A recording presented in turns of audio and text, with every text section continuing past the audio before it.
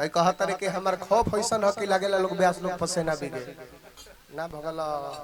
बनावटी बात हमरा पसंद ना ह चाह के भी अपना कुंवर जी पसेना नहीं खन बिग सकत काहे अपना मेहनतवा करे में जन फाटल बनू वो औरो फाट के दू आधा हो जाए कावना सुहागिन के साथ ना हो कि हमार राजा जी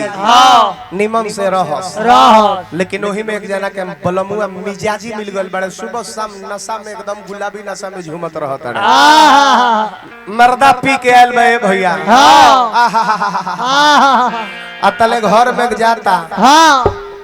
केवाड़ी तो बन बा ओही में के हो केवाड़ी ठक ठक ओले बा हेलो हेलो गुरदेली रे टिंकू कमाई आय कोड़ी के खोब के हो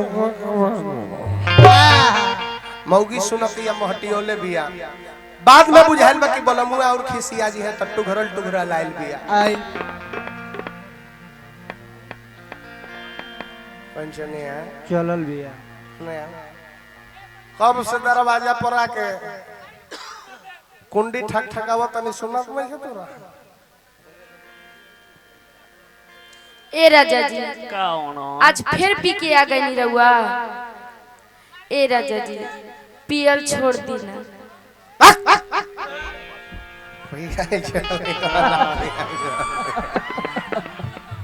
पिएगा और पी कर ही देगा जो पिएगा उसको पिलाएगा भैया इसमें दारू है हाँ आप लोग भी पिएगा तो आप लोग को ये दारू पिलाएंगे लेकिन कुंवर जी को ये वाला दारू पिलाएंगे लेकिन हम छोड़ नहीं सकते नहीं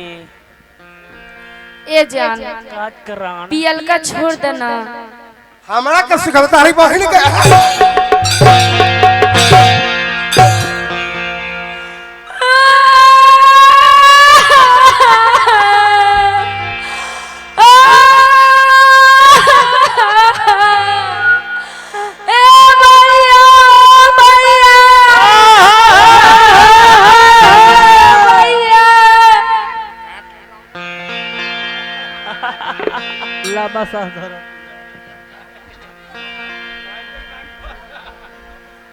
ए राजा जी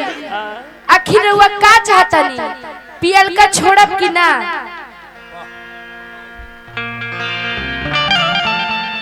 अरे पियल का ना छूटी हो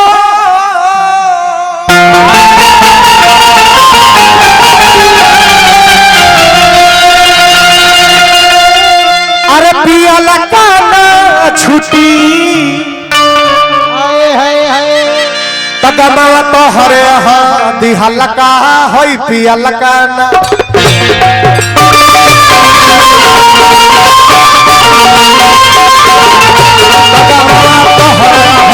दिहल का होई पियल का ना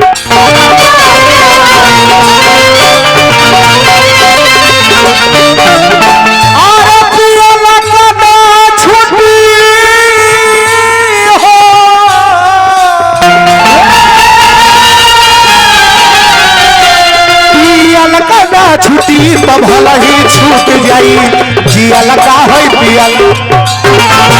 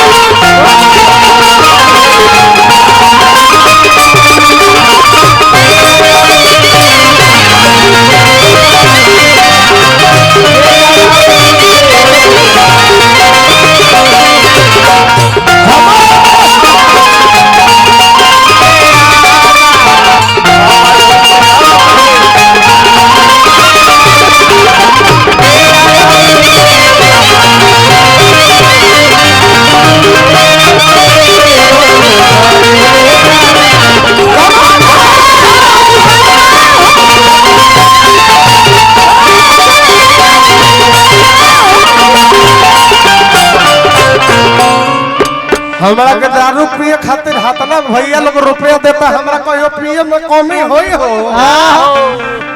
कल बोलता ही रहे बोतल चाहिए बोतल भैया चाहिए अब हमें खाली उजर के बच्चे ललका लिया दो भैया ललका को ले दो लालका के पूछे मर्द ललका कोई ना पूछला भैया तू आर्मी के जवान नु हम ए मर्द लालका का वाइट लो अरे वाइट हम ना पहले भैया रहे तब थोड़ा पीही चाहे ढेर पीही अरे थोड़ा पीही चाहे ढेर पीही ज्यादा पीही चाहे हल्का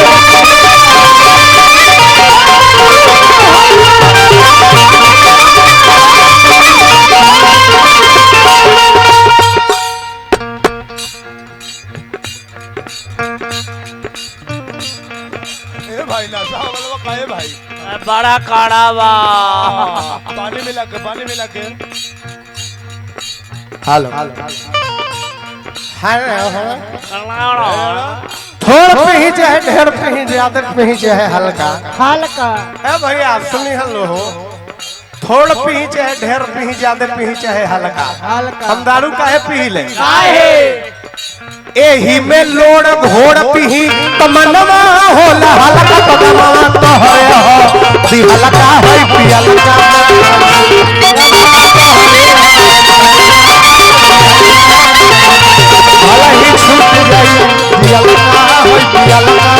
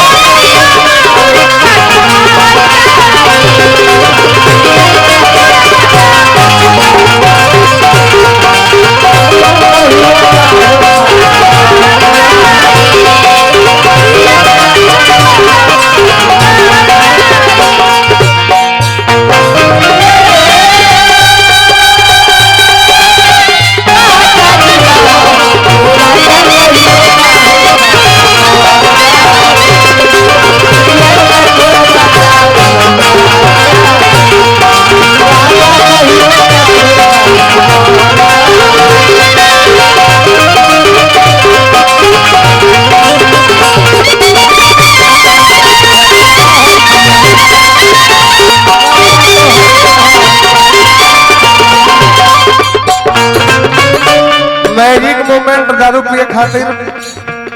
दुनिया रुपया पुरस्कार भैया कल बड़ा भैया बहुत बहुत धन्यवाद जो तू हमरे मित्र निकल गई जॉन मांग आरएस आरसी मैजिक मोमेंट मैकडॉल समय आई तो हम ना ना अरे भिसक पीही चाहे रम पीही बोडका पीही चाहे ललका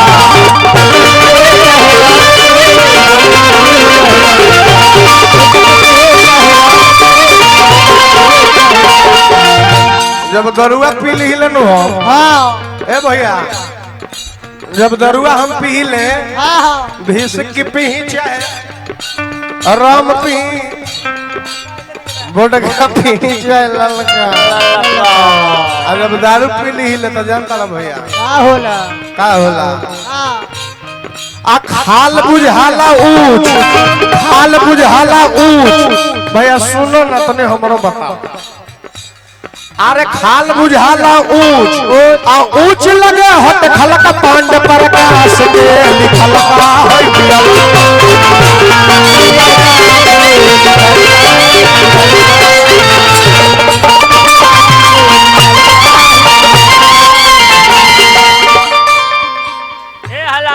ए राजा जी क्या है रउआ पियल छोड़ दी आए? रउआ कसम खाई कि आज के बाद ना पियम आखिर तू काहे कहता रो ए भैया रोको ना तने सब तैयार हो हमार मेट्रो पे पैसा आखिर तू काहे कहता रो कि हो मैक्स हो पियल छोड़ दे ए राजा जी किलर चटानो पियल गलत बात बा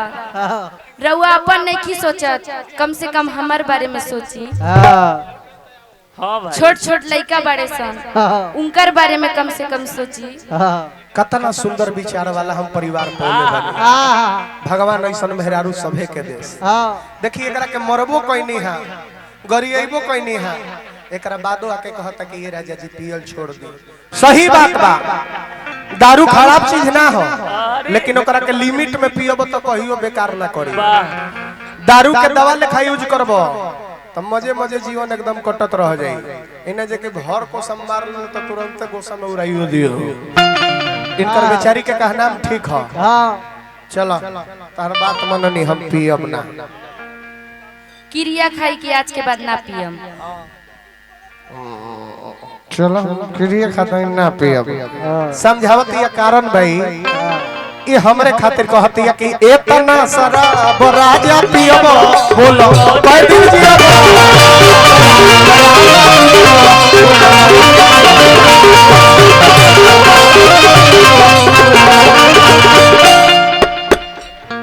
ए राजा जी अपन हालत नहीं की देखत कौ दिन हो गए रौरा बुखार लागल रौआ अपन मने नहीं की बुझात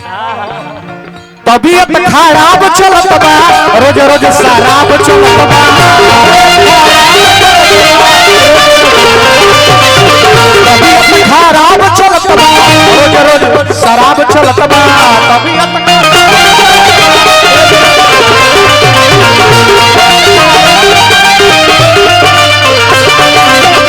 इतना शराब राजा पियब बोल कह दिन जियब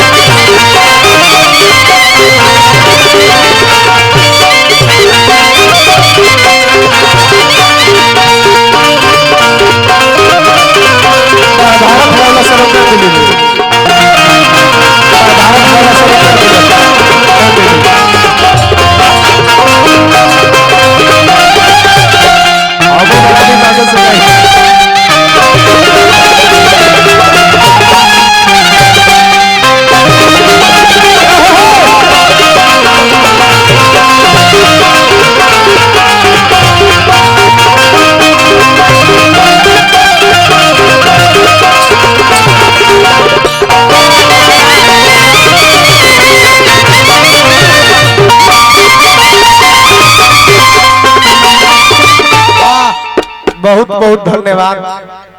जे कि हम आतना सुंदर मेहरारू पौले बानी हमारा के दारू पिए से छोड़ा देलस भैया ई कौन बात नहीं है अब गीत के बोल ए एक और बढ़ाओ